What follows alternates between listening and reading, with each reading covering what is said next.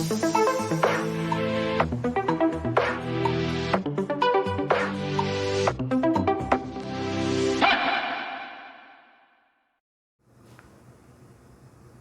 वालेकुम and hello to all students. आज के वीडियो लेक्चर में हम जो टॉपिक डिस्कस करेंगे वो है स्पीसीज़ और स्पीसिएशन। तो सबसे पहले हम देखेंगे कि what is a species. Species जो है ये हम जानदारों के एक ऐसे ग्रुप को कहते हैं, ग्रुप ऑफ ऑर्गेनिज्म जो आपस में इंटरब्रीड करते हैं। इंटरब्रीड मीन सेक्सुअल रिप्रोडक्शन करते हैं, जिसके नतीजे में उनके ऑफस्प्रिंग प्रोड्यूस होते हैं और वो भी इस काबिल हों कि वो भी आपस में इंटरब्रीड कर सकें। तो ये एक डेफिनेशन है जो कि एक हतमी डेफिनेशन नहीं है, क्योंकि इसको कम्प्लीटली जो है वो स्पीसीज़ को डिफ़ाइन नहीं किया जा सकता, क्योंकि बहुत सारे ऐसे जानदार दुनिया में मौजूद हैं जो सेक्सुअल रिप्रोडक्शन नहीं करते। तो इसलिए हम प्रॉपर तौर पर स्पीसीज़ की डेफिनेशन नहीं कर सकते। तो हम एक रेगुलर बेस के ऊपर हम एक छोटी सी डेफिनेशन करते हैं कि जिस डेफिनेशन में हम ये कहते हैं कि ग्रुप ऑफ ऑर्गेनिज्म जो आपस में इंटरब्रीड करें और अपने जेनेटिक मटेरियल को यानी जीन्स को एक्सचेंज करें, उन्हें हम आमतौर पर स्पीसीज़ कहा जाता है। तो बहरहाल ये एक लंबा प्रोसेस है, लंबी बहस है कि स्पीसीज़ जो है उसको कैसे डिफ़ाइन करना चाहिए। तो इसके ऊपर फिर जो है वो काफ़ी जो है वो बहस हो सकती है। लेकिन हमारा जो आज का टॉपिक है वो है स्पीसिएशन, यानी नए स्पीशीज़ जो हैं वो कैसे बनते हैं। तो अगर हम डेफिनेशन को देखें तो formation of new species is known as speciation. तो दुनिया में बहुत सारे जानदार हैं, बहुत सारे स्पीशीज़ हैं जो दुनिया में रह रही हैं। मसलन इंसान एक स्पीशीज़ है और ये आपस में इंटरब्रीड करता है, उसके ऑफस्प्रिंग प्रोड्यूस होते हैं। इसी तरीके से बहुत सारे प्लांट्स हैं, बहुत सारे एनिमल्स हैं, इंसेक्ट्स हैं, माइक्रो ऑर्गेनिजम्स हैं जिनको हम स्पीशीज़ का दर्जा दे देते हैं और उनको बाकायदा एक नाम भी दिया जाता है।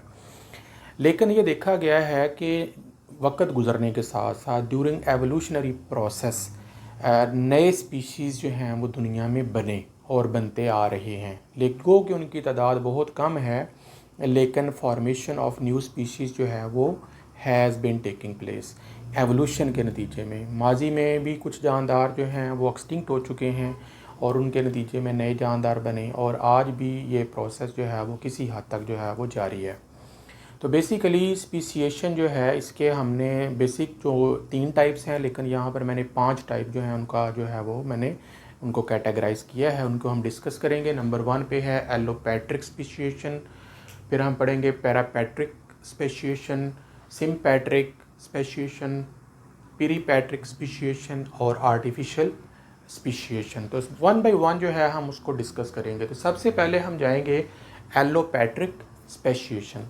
Yellow mean other, patric mean fatherland. इसमें क्या होता है कि कोई ऐसा जानदारों का ग्रुप जो एक ही जियोग्राफिकल रीजन में रह रहा होता है और फिर वहाँ से वो सेपरेट हो जाता है, अलग थलग हो जाता है किसी बैरियर की वजह से, किसी रुकावट की वजह से, किसी माउंटेन की वजह से, किसी रिवर की वजह से, ओशन की वजह से उनके दरमियान एक गैप आ जाता है और वो अपने जो फादरलैंड होता है यानी मेन लैंड जो होता है उससे वो अलग हो जाते हैं और उनके अंदर फिर वो एक अलग माहौल के अंदर एक रिप्रोडक्शन का प्रोसेस होता है जिसे हम एलोपैट्रिक स्पीसिएशन कहते हैं।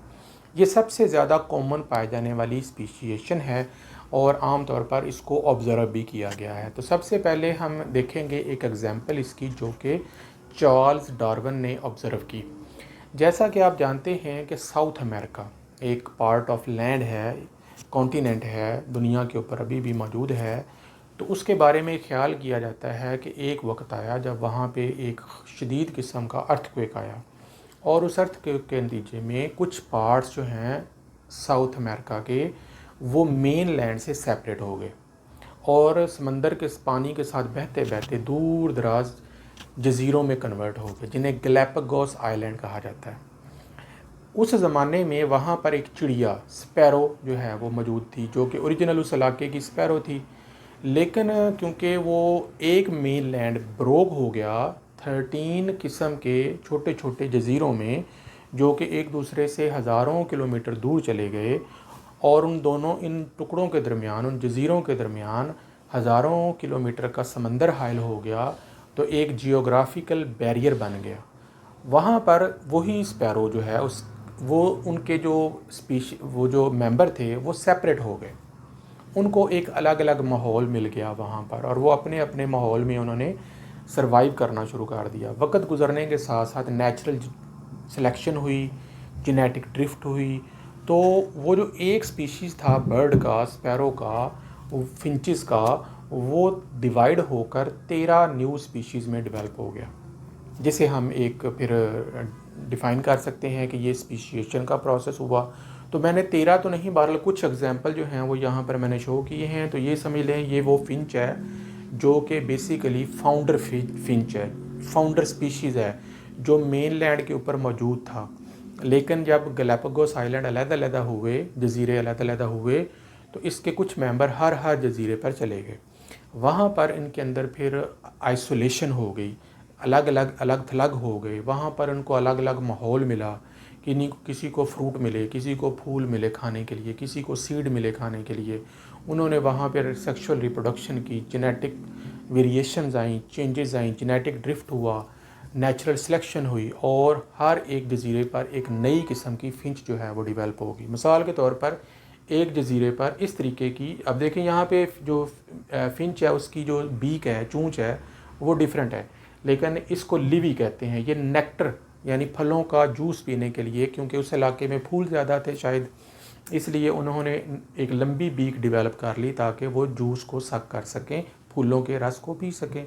तो एक न्यू स्पीशीज़ जो है वो डेवलप होगी फ्रॉम फाउंडर स्पीशीज़, जिसे हम कह सकते हैं कि एलोपैट्रिक स्पीशिएशन। इसी तरीके से एक दूसरी स्पीशीज़ बन गई फिंचिस की, जिसे निहुआ कहा जाता है। इसकी जो चोंच है ये सीड्स को क्रश करने के लिए इस्तेमाल होती थी।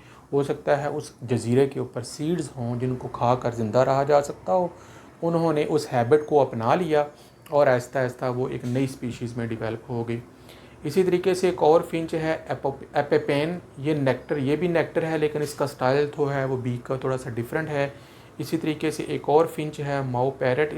इसकी जो चूंच है वो तोते की तरह, पैरट की तरह डेवलप होगी, ये आमतौर पर इंसेक्ट्स को खाने के लिए इस्तेमाल होती है। इसी तरीके से एकिया पुलाव है, ये भी इंसेक्ट खाने के लिए है, लेकिन इसका जो स्टाइल है वो थोड़ा सा डिफरेंट है। तो मैंने सिर्फ यहाँ पर 5 जो हैं फिंचेस शो की हैं, लेकिन इस तरीके की 13 यानी 13 नई स्पीशीज़ जो हैं वो डेवलप हो गई। इस तरीके से एलोपैट्रिक स्पीशिएशन एक ऐसा स्पीशिएशन का प्रोसेस होता है जिसमें एक मेन लैंड से ऑर्गेनिज़म सेपरेट हो जाता है, आइसोलेशन में चला जाता है, और वहाँ पर ये नेचुरल सिलेक्शन से होता हुआ एक नए स्पीशीज़ में डेवलप हो जाता है। इसको एक और डायग्राम के ज़रिए मैं समझाने की कोशिश करता हूँ। ये देखें, ये ओरिजिनल पॉपुलेशन है, ओरिजिनल स्पीशीज़ है। पहला जो स्टेप होगा, इसमें क्या होगा कि इन पॉपुलेशन के अंदर दरार आ जाएगी, बैरियर आ जाएगा। समंदर आ सकता है, दरिया आ सकता है, पहाड़ आ सकते हैं, रेगिस्तान आ सकते हैं। ये जो पॉपुलेशन है अब ये सेपरेट हो गई है पहले स्टेप के अंदर। फिर उसके बाद आइसोलेशन आ गई, आधे स्पीशीज़ इधर चले गए, आधे इधर चले गए, ये वाले जो हैं और ये वाले जो तो हैं। आइसोलेशन में उन्होंने वहाँ पे रिप्रोडक्शन की, अपने जीन्स ट्रांसफ़र किए, नेचुरल सिलेक्शन हुई, जेनेटिक ड्रिफ्ट हुई, तो एक स्पीशीज़ से दूसरा स्पीशीज़ जो है वो उसने जन्म ले लिया, और इस तरीके से स्पीशिएशन का प्रोसेस कंप्लीट हो गया। अब हम आते हैं दूसरी टाइप की तरफ, जिसे कहते हैं पैरापैट्रिक स्पीशिएशन। ये इतनी ज़्यादा कॉमन नहीं है, लेकिन ये आम तौर पर उन इलाकों में होती है जहाँ पर एक पॉपुलेशन किसी छोटी सी जगह पर, जिसे डैमी कहते हैं, वहाँ पर जो है वो कॉन्स्ट्रिक्ट हो जाती है। मिसाल के तौर पर मेंढक, frogs, they are found all over the world, they have different species. ये तालाबों में रहते हैं, जोहड़ों में रहते हैं, छपड़ों में रहते हैं, दरियाओं में रहते हैं। लेकिन अगर एक कुएं के अंदर कुछ मेंढक रह रहे हों, एक छोटा सा पानी का पोर्शन है, उसके अंदर अगर ये प्रोसेस हो स्पीशिएशन का, तो उसको हम नाम दे देते हैं पैरापैट्रिक स्पीशिएशन। उसमें क्या होता है कि एक छोटी सी पॉपुलेशन जो एक ख़ास इकोसिस्टम के अंदर रह रही होती है, और उसके अंदर उनके जो जीन्स हैं, क्योंकि अब वो बाकी दुनिया से तो कट गए हैं, कुएं के अंदर रह रहे हैं, ना वो किसी झील में जा सकते हैं, ना दरिया में जा सकते हैं, तो उनके अंदर ही चेंजेस आती हैं, जो नेचुरल सिलेक्शन होती है, उसके अलावा जेनेटिक ड्रिफ्ट होती है और वो मॉडिफाई होकर एक नए स्पीशीज़ में डिवेल्प हो जाते हैं। ये भी एक कॉमन टाइप की जो है वो स्पीशिएशन है, लेकिन ये इसकी जो एग्जांपल हैं वो ज़्यादातर हमें नहीं मिलती। अब इसको एक और एग्जांपल से समझने की कोशिश करते हैं। तो ये मैंने एक डायग्राम बनाई है, ये देखें, ओरिजिनल स्पीशीज़ समझ लें। ओरिजिनल स्पीशीज़ के अंदर छोटा सा एक सेपरेट हिस्सा बन गया, जैसे मैंने कुएं की एग्जांपल जिसे डैमीज़ कहा जाता है, वहाँ पर उसके कुछ स्पीशीज़ जो हैं वो बाउंड हो गए, रेस्ट्रिक्ट हो गए, वहाँ पर उन्होंने रहना शुरू कर दिया, वो बाकी मेन लैंड से कट ऑफ हो गए हैं। अब वहाँ पर वो न्यू निश जो उनका नया हैबिटेट था, वहाँ पर रहते रहते वो डिवेल्प होकर एक नए जो है वो स्पीशीज़ के अंदर जो है वो डिवेल्प हो जाएंगे। लेकिन इसमें जो है आमतौर पर जो निश है वो एडजेसेंट ही रहता है। ये किसी दरिया के अंदर भी हो सकता है, किसी कुएं के अंदर भी हो सकता है, किसी झील के अंदर प्रोसेस भी हो सकता है। तीसरी जो किस्म है स्पीशिएशन की वो हम करेंगे बात सिम्पैट्रिक स्पीशिएशन की। सिम्पैट्रिक स्पीशिएशन आमतौर पर इसकी हमारे पास कोई एनिमल्स में एग्जांपल नहीं है, इसकी एग्जांपल हम प्लांट से ले सकते हैं कि जो प्लांट्स हैं वो उनसे उनके अंदर जो है वो नए स्पीशीज़ जो हैं वो बन सकते हैं टुगेदर होकर। तो अगर हम सिम्पैट्रिक स्पीशिएशन की बात करें तो यहाँ पर मेरे पास एक डायग्राम है, ये एक सिंपल ओरिजिनल स्पीशीज़ है। ओरिजिनल स्पीशीज़ के अंदर ही कुछ जानदार जो हैं वो रिप्रोडक्टिवली आइसोलेटेड हो जाते हैं। वो सारे जो मेंबर्स हैं उनके साथ रिप्रोड्यूस नहीं करते, बल्कि सिर्फ चंद एक मेंबर जो हैं वो आपस में इंटरब्रीड करते हैं, रिप्रोड्यूस करते हैं। तो जेनेटिक पॉलीमॉर्फिज्म आ जाती है उनके अंदर, और जो जीन्स हैं, जो क्रोमोसोम हैं, वो चेंज होना शुरू हो जाते हैं।